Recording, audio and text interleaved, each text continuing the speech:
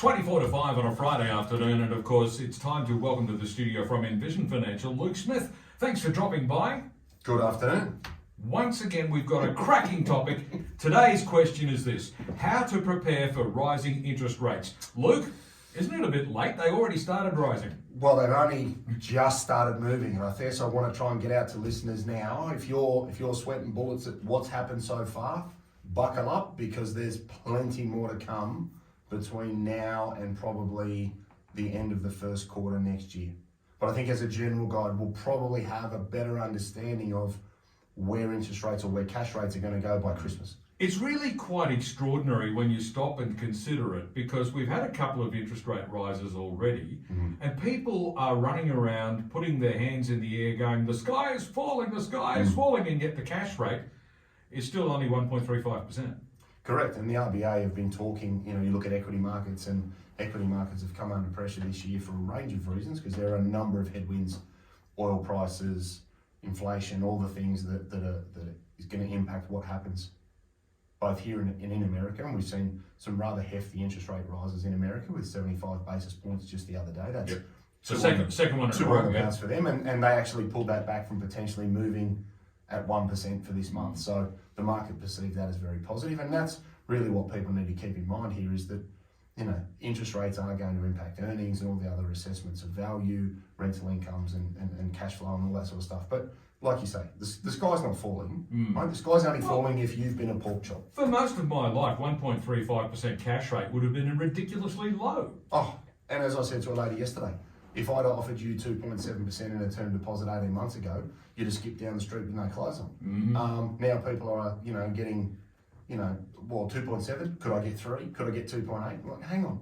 And I think that's, as we were saying before we came on air, people need to keep the perception of what's happening in check. If you've gone and borrowed too much to keep Facebook and Instagram happy, guess what? You need to buckle up and either start saving more, managing your savings, or get another job. There are a lot of hours in the day that people don't use, and scrolling through YouTube and Facebook, last time I checked, wasn't paid employment. No. So, if you're unfortunate enough that you've listened to the RBA last year where they said, we're not going to up interest rates until 23, 24, I think, as most commentators have said over the last couple of months, they've done the country a huge disservice by misleading the broader economy as to what could happen. Yeah. And if you have borrowed a lot of money and maybe outside of your comfort zone, buckle down, start saving, and get online. I say to most people, get online at the moment and work out what 5.5% would be on your mortgage payments, and start putting that away now. Because, as you say, 1.35 cash, RBA wants cash at 3% or more by potentially Christmas. Yeah. And if that does happen, your average variable home loan will go from what was mid-2s in February to mid-5s very, very quickly, which, again, I'm no historian, but it would have to be one of, if not the fastest interest rate rise over a specific time frame in probably the history of this country. More than likely, yeah. It has. Yeah. That's the feature of it. It's been a rapid rise, but still, historically, even when we get to the top of it, it's still not going to be all that high compared to where it may have been in the past. Yes. But I think the crucial thing we need to really think about today is that trying to complain about interest rates rising is a bit like complaining about the tide coming in. There's nothing you can actually do about it except try and avoid getting your shoes wet. So, Luke, how do we keep our shoes dry? Yeah. So I think that perception is very important. Don't let this get you down. You do have the ability to change loans, change providers, have a look at what you're paying, have a look at your loan structure, and just make sure that it's appropriate for you. If you haven't looked at your home loan, or you think you're on this rate, I find this all the time. People come in, I ask them, what's your interest rate? 2.8. Then we actually, right, show me your phone, give me your bank statement. 4.7. Yeah, not flash. So you can then proactively go and try and get a better rate somewhere else and engage a mortgage broker to do all of the legwork for you, which is what they're there to do. The important thing about that is a good mortgage broker can take away the angst of the paperwork, but also have a very good understanding of your personal financial situation and the appetite of different lenders, because not all banks want the same clientele. So use a mortgage broker to remove the angst of the process, because you've got life and everything else to sort of carry on with. Look at what's in your offset account. Look at where your money's going and look at your discretionary spending. That's a big one that unfortunately at the moment, you know, lettuce and this and that, you know, the crazy prices. You know, and again, it's a fallout of COVID, it's a fallout of oil prices, petrol prices, travel, transport, getting hold of wood, steel. We've all seen cost of living go through the roof, which is why interest rates are going up to curb inflation. Look at your spending. Stop and actually have a look at your credit card. The big one I've used in other shows is start shopping with cash. You can do that again. So if you want to actually control your budget and control your outgoings, put what you need to run your house in your wallet, leave your cards at home. When you go to Woolworths, actually make a list, because discretionary spending is one of the greatest ways to destroy a budget because you're not organised. You know, overspending is a tax on preparation. If you go to Woolworths with a list and the cash, you do not want to be the lady standing at the checkout with the young girl going, "Can I get a price check on size 28 undies, please?" You don't want to be that lady, right? So if you're organised and you know what you're going to spend, avoid the embarrassment of spending more than you have in your purse. But also then it's very good from a cash flow perspective to rein in that waste or that difference between need and want, so you can sharpen up in everyday items, cars, clothing, uniforms. You know, do you need to go out and buy your kids new school uniforms? They don't have a second-hand bin at the school. Like, again, might be in a bit extreme and people might go, "Oh, well, I don't need to do that." If you don't, great. But there are lots of ways for you to make positive choices to be able to reduce your outgoings, to absorb the speed with which rates will continue to rise through till, as I say, the end of probably first quarter next year. Yeah, and this point you made about you can use cash instead of relying on your cards, I've got to say over the last couple of years, I've completely gotten out of the habit. I used to use cash for a number of different things. And then after the pandemic struck and certain outlets started to refuse to accept cash, I ended up walking around with the same two $50 notes in my wallet for a couple of years. Yeah, I think one of them's still there. Exactly. And again, we just need to adapt to our environment. Yeah, that's right. 2021, a lot of places, pay wave, no contact, no touching. Well, the vast majority of places now will take cash. And you're right though, because everybody's adapted to what we had to deal with, like masks, no masks, cash, no cash. Well, here, in this time, using cash can be a great way to control your spending to avoid that waste. You know, the other thing I'd be doing is looking at your loan setup. Do I have an offset account? Do I have a redraw facility? Am I variable? Have I fixed a rate and can I get a better structure? Again, look at your options strategically with a broker, because they may be able to get you in a different product or a better product and give you plenty of choice, reduce your interest cost, or potentially your payment. Can you go from principal and interest to interest only on investments?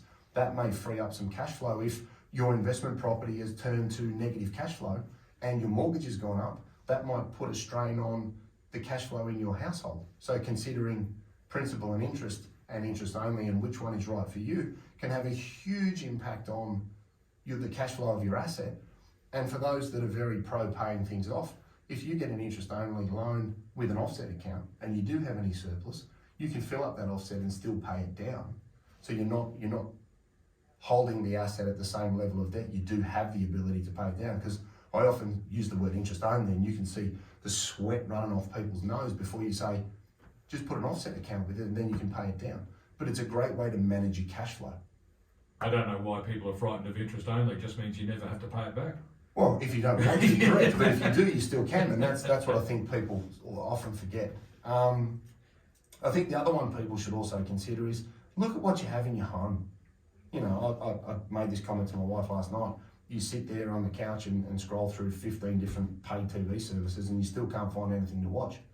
Do you need all 15 of them? Which ones do you really use? Chop that out, chop that out, chop that out. You're not going to be short of a TV channel. But what do you use? And I think that's it. What are we using? What are we paying for? A lot of people have just been able to carry a lot of expenses that may be unnecessary because interest rates weren't that high and it didn't affect their cash flow.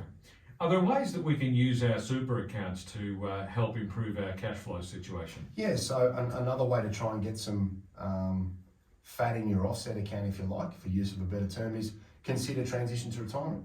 You know, that's one we've spoken about in the past, where if you've reached your preservation age, so for example, let's say it was 60, you're over 60, you're still working, but you know, interest rates have gone up on a couple of properties and you know, you want to be able to pay things down. Look at using 10% of your superannuation as the maximum amount you could draw from, where you don't have a source of income from somewhere else.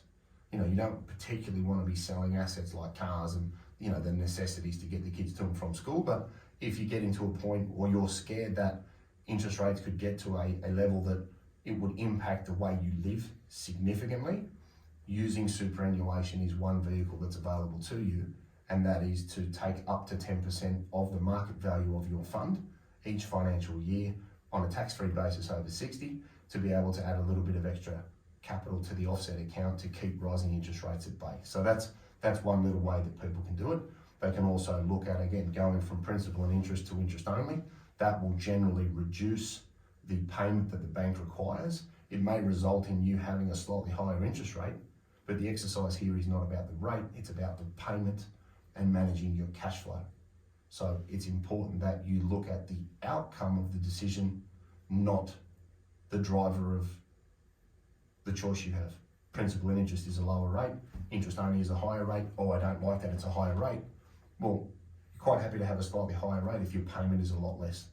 So you need to think about your why and make a decision that aligns with your why and your situation as it changes over the next 6 to 12 months. Indeed, I'm with Luke Smith from Envision Financial today. We're talking about how to prepare for rising interest rates, and I guess by association also rising inflation. 100%. The impact of that on our day-to-day living costs. And it's about 12 minutes to 5. We'll be back with more in just a moment.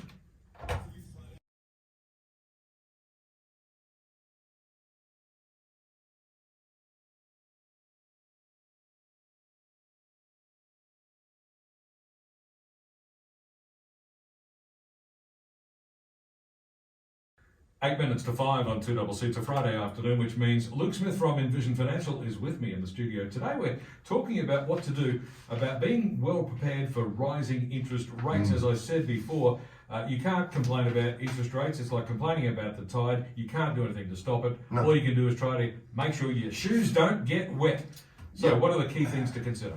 Well, I think one, be prepared. I think be realistic. I don't think, I say your average investor, your average consumer, the conversations I'm having with people, they don't understand where rates could go or the expectation that the RBA has to try and curb inflation. They may be hoping there's one or two little ones to come, and I think, you know, people need to be prepared for 1.25, 1.5, maybe more from where we are now, very, very easily, and at least 1 and a bit by Christmas. I think there's nothing wrong with overestimating how bad this could get, because if it doesn't get there, then wonderful, that's great. But if you're prepared for the worst and something better happens, great. Nothing bad ever came from that. I think people hoping and not reacting is actually more dangerous. And I guess that's why we're just trying to, you know, use today's show to raise some awareness and just get people thinking, you know, be prepared, be realistic, look at your cash flow, manage your outgoings, find out where your cash is going. You know, when I sit down with people and go, so what do you need to live on? I don't know. And then they say to me, well, can I retire? And I go, I don't know. And we both have a laugh, and then, you know, stuff gets real. But a lot of people don't know what they budget on. They don't have a budget. One of the problems with good cash flow is there's no consequence. And what I mean is, when you haven't had to worry because there isn't anything dire that's going to occur, you can tell yourself you deserve it. Oh, I work hard, I have this, I have that. You can sell anything to yourself about how you spend your money, because you're not going to fail on a mortgage. You're not going to fail on a car payment. Your kids aren't going to get thrown out of school. But when there is actually some sort of dire consequence, potentially, of rising costs and rising everything, and fuel and food, as you said, groceries and general inflation, it's very important people know where their money's going. Have a look at your statements. Have a look at your fixed costs. Have a look at your car registration. Have a look at your insurances. Have a look at, you know, your electricity, your water, your gas. Do we solar? Do we not solar? And all of those other things. And also don't forget that if you don't need something, sell it. Just sell it. Somebody will buy it. Mm-hmm. There's probably thousands of dollars floating around your house in stuff you've never put on. You thought your bum looked big in that dress. If you think that's still the case, sell it. Use that money to build a bit of a buffer so that you can still have the nice things like going out for tea and doing other things. I'm not saying sell everything just to pay interest rates by any stretch, but use the resources that you have around you to be able to maintain your lifestyle so that it doesn't become a burden within your family and change the way that you live, because that can then have mental health implications. It can impact the children, it can impact the environment you live in, it can impact your relationship. Stay as happy as you can for as long as you can. And if that means you sell a bit of stuff, great. There's a raft of stuff you don't use at home and everybody knows it. Yeah. So the aim there is basically just to build up your savings, isn't it? Yeah, and use it for the good, right? If you want to say good and evil, don't use it for the evil interest rates. Use it for going out for tea on a Friday night, right? If you work hard, you got kids. I got little kids. Someone said there's a dinner on somewhere, I'm there. Happy days.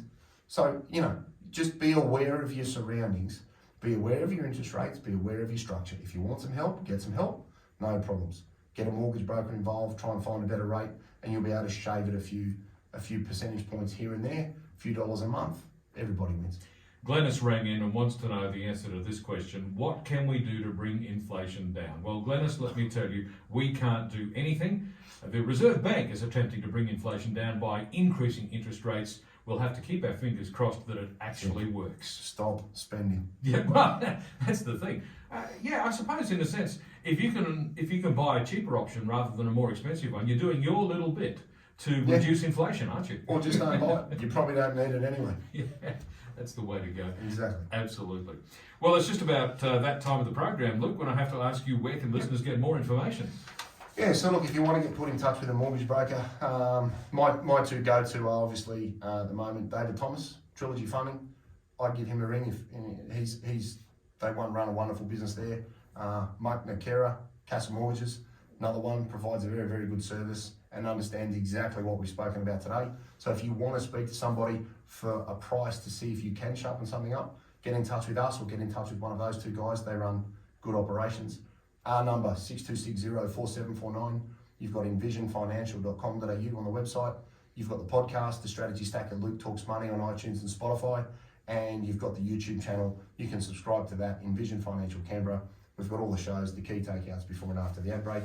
And you don't have to read anything, which for me is golden. That's the way to go. Luke, thanks very much. See you next week. We'll see you next week when Luke Smith returns to the studio once again to talk finance right here on 2CC. News is next.